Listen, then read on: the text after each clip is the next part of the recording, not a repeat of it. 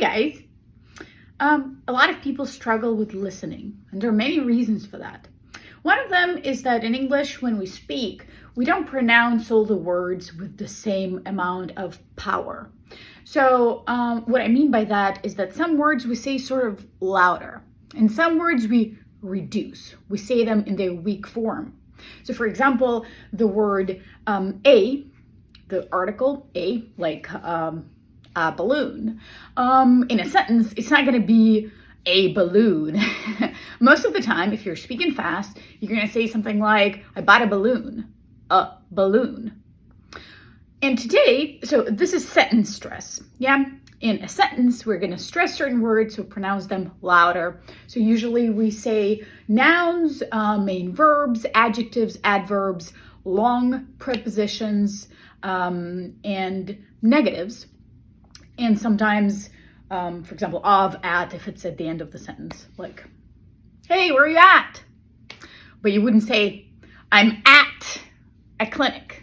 I'm at a clinic. So we stress some words and other words we reduce, usually less important, shorter words. A, an, and the are pretty much never going to be stressed. And so as a result, they're going to sound weaker. Like instead of a, you will hear most of the time a. Not always, most of the time. Instead of the, you're going to hear the. Instead of an, you're going to hear an. But sometimes there could be situations when we do stress those words. And that's what I want to tell you about today. So just a half hour ago, I was talking to one of my students, and we were practicing past continuous for plans in the past, like I was going to do this and they were going to do that. And so she was like, my husband was going to buy a new house, but instead he bought a car. And my question to her was, so did he buy a car that he really wanted, or did he just buy a car?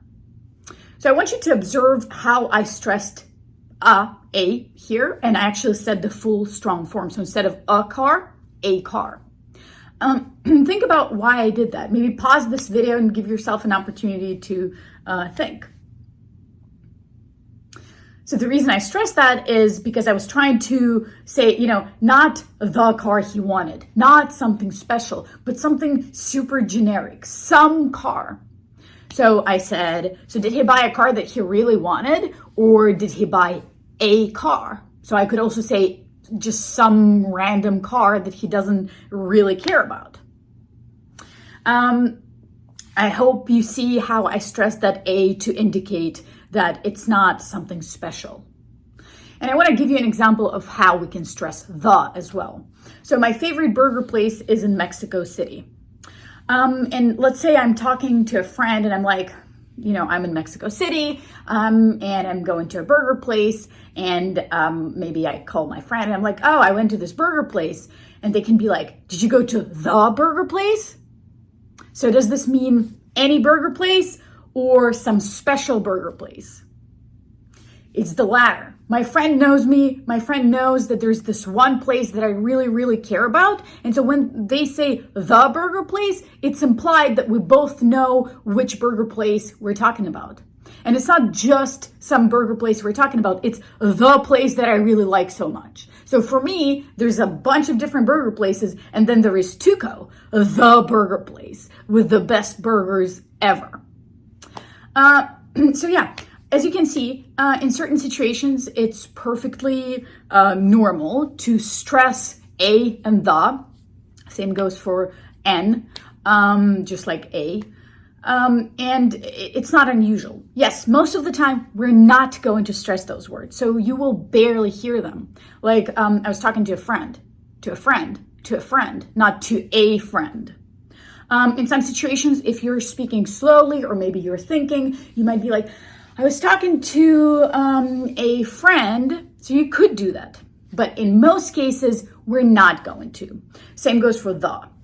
We could stress it sometimes if we're speaking slowly, we're pausing for whatever reason, we're thinking, we got distracted, and then we could be like, have you ever seen the movie about this big ship? And then it's like, oh, okay, that's a normal thing to say. Obviously, people remember the name of Titanic, but that's beyond the point. beyond the scope of this video.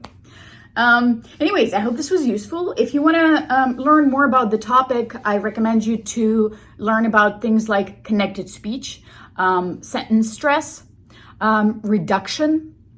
These things will help you improve your listening skills a lot more than if you just practice listening again and again and again. Yeah, I hope this was useful, and I'll see you.